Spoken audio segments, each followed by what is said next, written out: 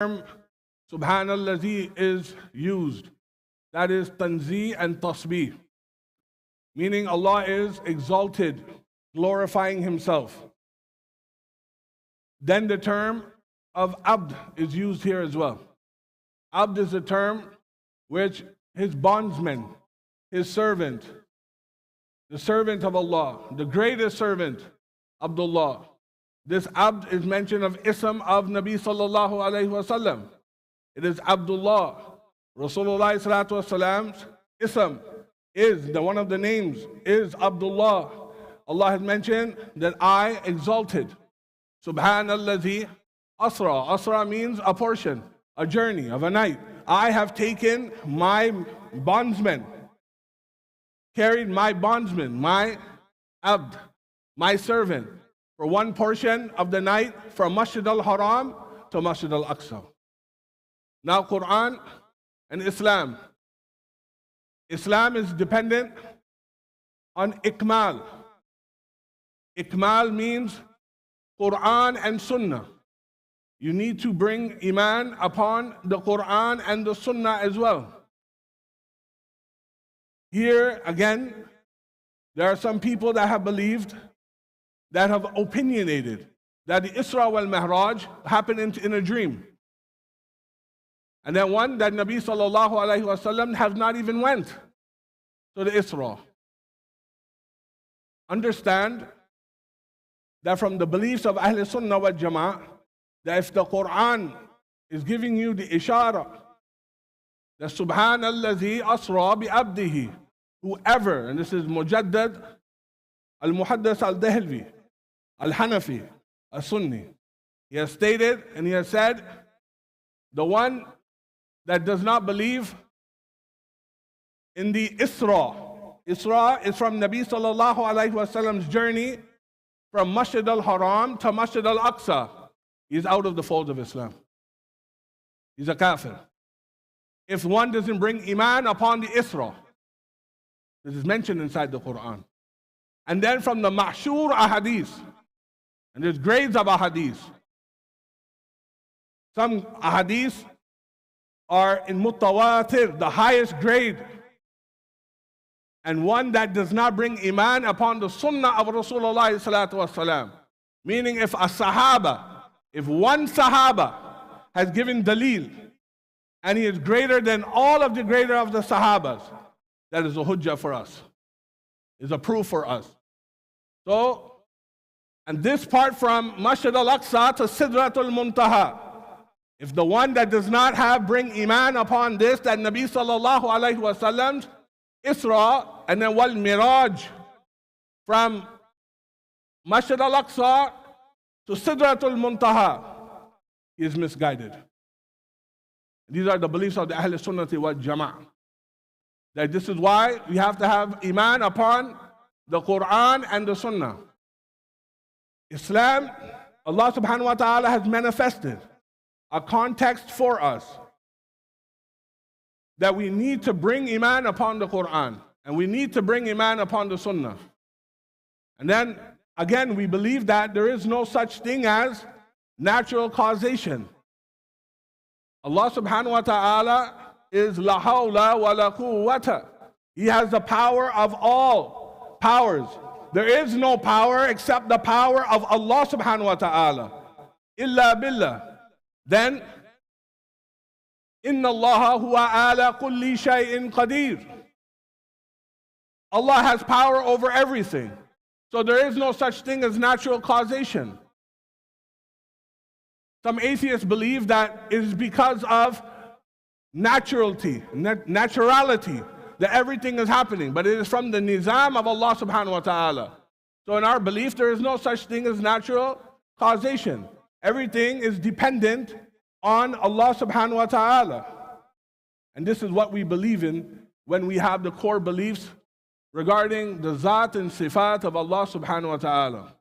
Where Nabi sallallahu alayhi wa sallam went to the journey of Isra Wal Mi'raj after performing the prayers, where 124,000, give and take, Anbiya wa Rasul have read Salah behind Nabi Kareem sallallahu alayhi wasallam. Again, then it was the Holy Ascension, where then the Buraq was ordered for Rasulullah sallallahu wasallam to go to the Mi'raj. And many things Nabi Rasulullah sallallahu wasallam had seen. And it was the beatific vision also of Allah subhanahu wa ta'ala that no other prophet, no other anbiya, no other Rasul had, that the privilege and the sharaf that this our prophet Muhammad Rasulullah sallallahu wasallam had the sharaf and the privilege of going to a place where there was no place, a place of la makan. This is why we say makan. Nabi sallallahu alayhi wasallam went to a makan. Allah does not belong to a makam. Makan. The difference, because Allah, we cannot distinguish Allah in one place. Allah is not in one particular place. Allah subhanahu wa ta'ala does not sit on a kursi. Allah subhanahu wa ta'ala doesn't have eyes and feet like how you have eyes and feet. Allah subhanahu wa ta'ala does not have a tongue like how you have a tongue. He does not sit on a kursi. His hand is not like your hand. His feet is not like your feet. This is figurative. And the one that believes that Allah subhanahu wa ta'ala has a hand and one has the eyes, this is figurative. This is not to take literal. Some people that did ta'wil on this. They said in our culture, they said Allah subhanahu wa ta'ala is up. Some desi hamare hazrat jo Pakistani hai, Hindustani hai, Bangla. Upar wala, the higher one who's up. Allah He is part from a place. Whatever, we don't do ta'wil on this. Whatever befits Allah subhanahu wa ta'ala. Some people say this, some people in our culture. Upar wala, if Allah can go up, then Allah can go down.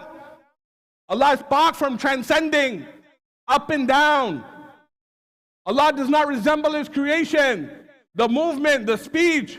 When Musa alayhi salam spoke to Allah subhanahu wa ta'ala, it was not the speech like how me and you are speaking. This is figurative. In literal form, we cannot take this into a literal form. Hazrat Ka'b was asked by Hazrat Abdullah ibn Abbas radiallahu ta'ala an, that how many times did Rasulullah, or how many times did Musa alayhi salam speak to Allah subhanahu wa ta'ala?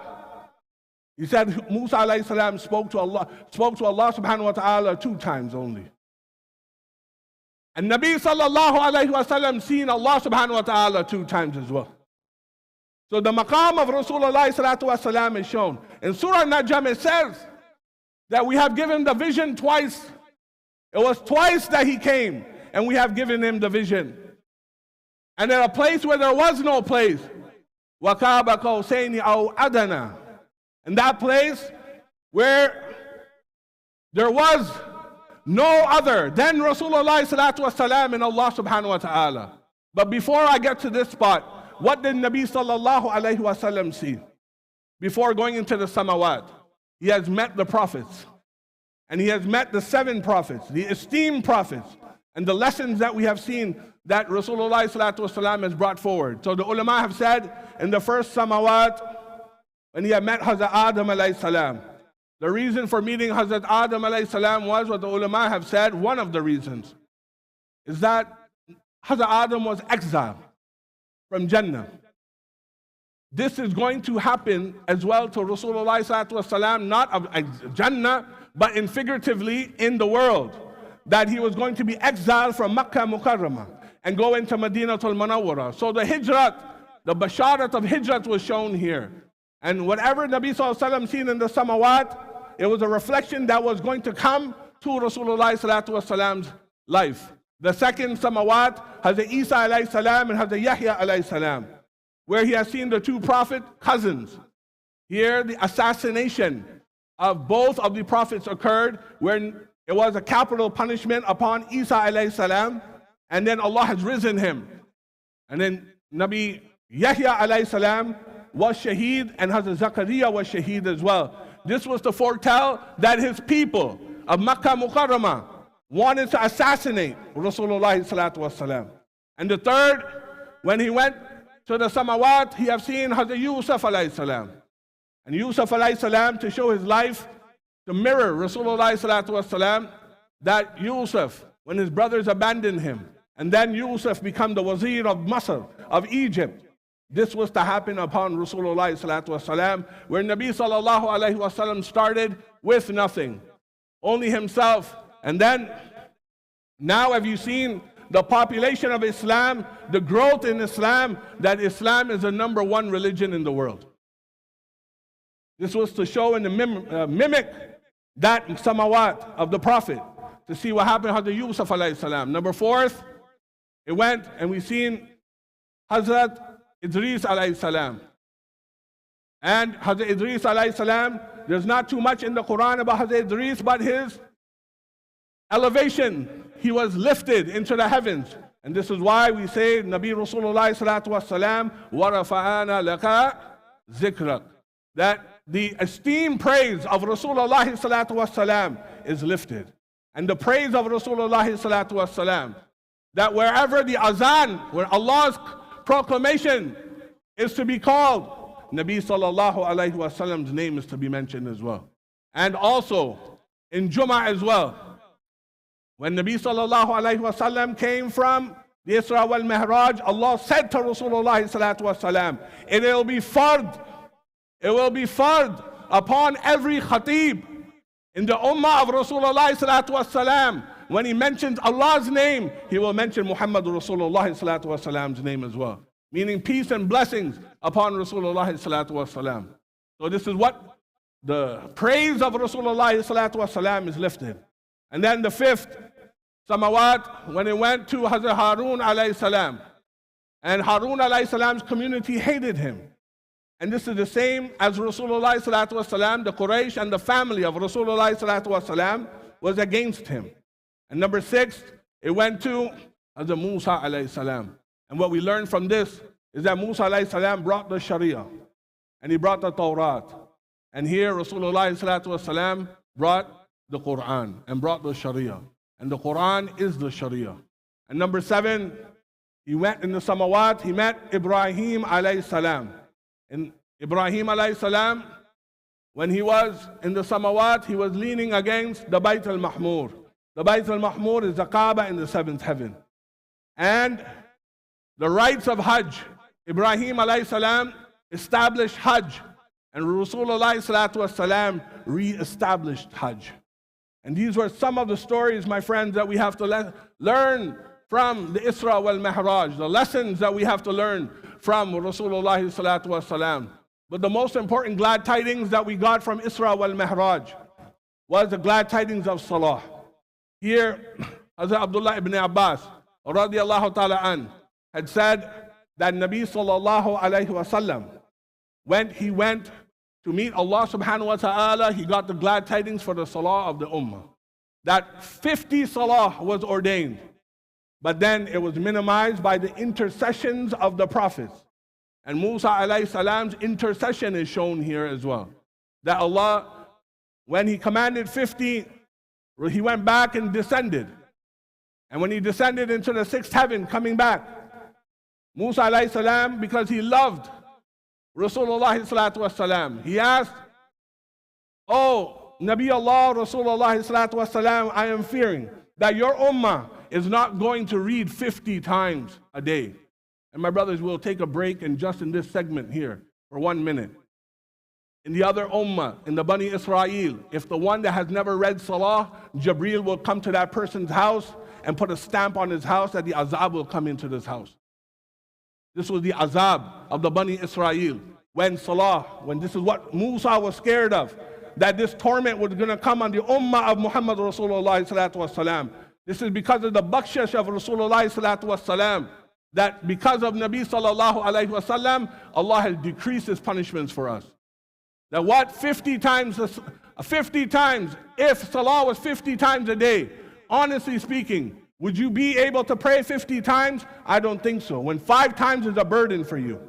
When 5 times is mushkil for you. And 5 times we cannot even come and pray your salah. Imagine 5 times.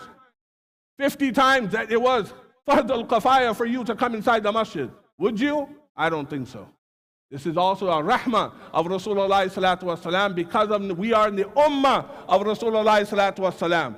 And 50 times salah was minimized to 5, and Allah subhanahu wa ta'ala says, my promise is still a promise. And the one that reads the 5 times salah will get merits of 50 times. This is Allah subhanahu wa ta'ala's promise. My friends, we need to understand the Isra Wal Mi'raj of Rasulullah salatu wasalam, that salah was given fard on the ummah. The basharat of the ummah of Nabi sallallahu alayhi wasallam, Allah has promised that the ummah of Muhammad Rasulullah salatu wasalam will go into Jannah first. The intercession and the shafaat of Rasulullah salatu wasalam will be first amongst all of the prophets. And then the last 2 verses of Surah Baqarah was revealed and given to Rasulullah salatu wasalam as a glad tidings. And that is the zururiyat of Islam that you have to understand. These are some of the glad tidings that Nabi sallallahu alayhi wasallam brought by the karam of Allah subhanahu wa ta'ala of the Isra wal Mi'raj. Understand, my brothers, Allah subhanahu wa ta'ala give us a tawfiq of reading salah, coming to the masjid 5 times, and also giving our zakat and sadaqat and having the rituals of Hajj. These are all the themes that we have understood about Isra wal Mi'raj. Allah subhanahu wa ta'ala free Palestine. Allah subhanahu wa ta'ala eliminate Yahudiyat and Zionism and liberate Palestine. Allah subhanahu wa ta'ala make us see Ramadan. Allah subhanahu wa ta'ala make us see Ramadan. Brothers, there are a few brothers here that are in our community that have passed away as well in the last couple of days. There's a brother that is hospitalized that comes here 5 times a day, and he is hospitalized. Meaning to say, these are lessons for us. Today we're here, tomorrow we may not be here. To take advantage of this merits of fazila of salah. Try to come to the masjid as much as you can. Whatever I've said today in error, it is from my lack of knowledge. Whatever that you have benefited from today, it is from Allah subhanahu wa ta'ala. Wa quli quli hadha wa astaghfirullah.